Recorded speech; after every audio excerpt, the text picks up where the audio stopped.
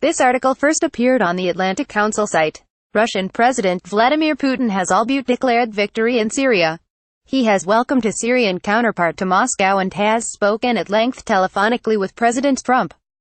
Keep up with this story and more by subscribing now. He has preserved a Syrian family enterprise steeped in criminality and left the state he claims to have saved firmly in the hands of Iran. To the extent this grim result is a victory, it is not a triumph of the Russian Federation. It is personal in nature. It is Exhibit A in Vladimir Putin's assertion to his domestic constituents that he has restored Russia as a world power, that Russians need not dwell on economic shortfalls or chronic corruption, that the days of post-Cold War humiliation and disgrace are over. Putin now wishes to seal politically the military advances his Air Force and Iranian foreign fighters have achieved on behalf of the Assad regime and its broken army. He knows well that Bashar al-Assad and his entourage will never share, much less yield, power.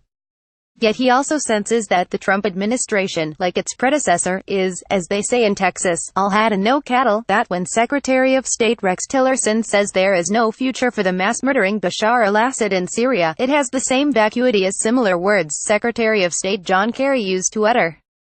Putin suspects that Washington seeks a face-saving exit from Syria, and he is willing to provide one.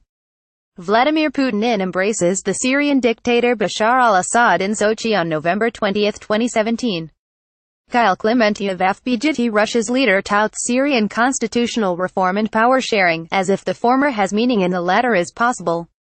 Syria, under present management, could write a constitution converting Assad's specified powers to those of Queen Elizabeth.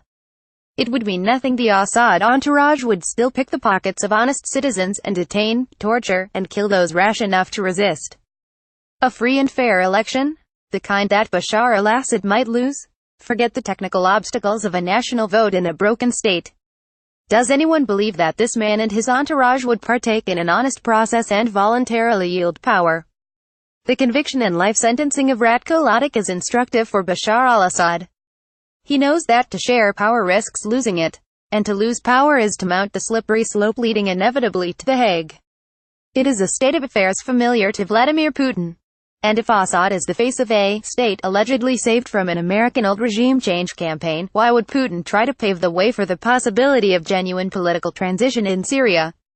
Indeed, what makes some observers think he is capable of influencing anything in Syria beyond the perpetuation of Assad rule?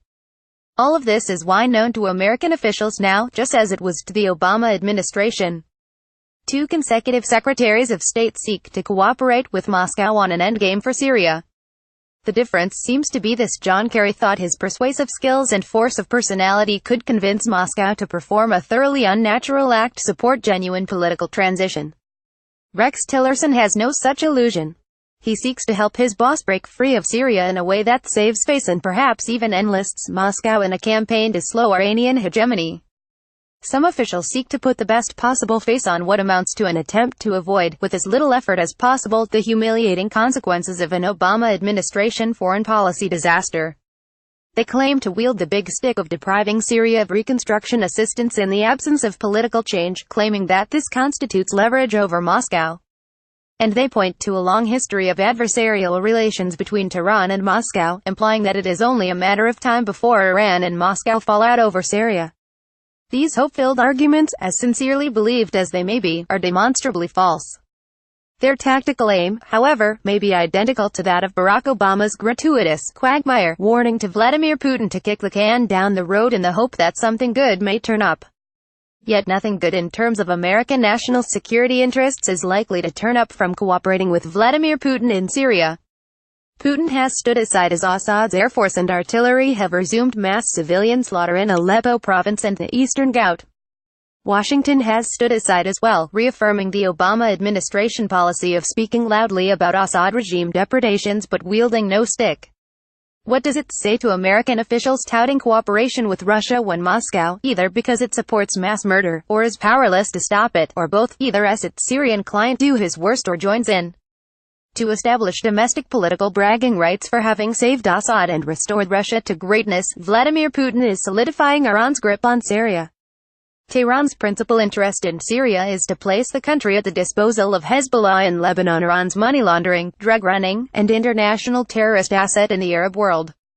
Major General Mohammed Ali Jafari, the head of Iran's Revolutionary Guard Corps, just announced that the disarmament of Hezbollah, allegedly a Lebanese political movement, is non-negotiable. Putin, whose air force pales in significance to the ground forces of foreign fighters assembled by Iran in Syria, seeks American cooperation in placing Syria firmly in the hands of the likes of Jafari.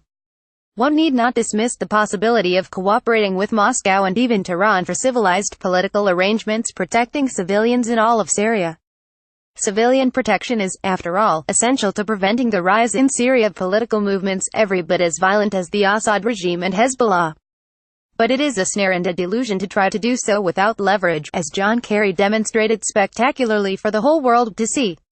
Protecting Syrian civilians and securing Syria east of the Euphrates constitute the table ante for eventually defeating extremism and blocking Iran in Syria. If these goals are of no importance to the Trump administration, then it may as well just leave things to Putin. For the sake of America's reputation, however, it should not be called cooperation. Frederick Seehoff is director of the Atlantic Council's Rafiq Hariri Center for the Middle East.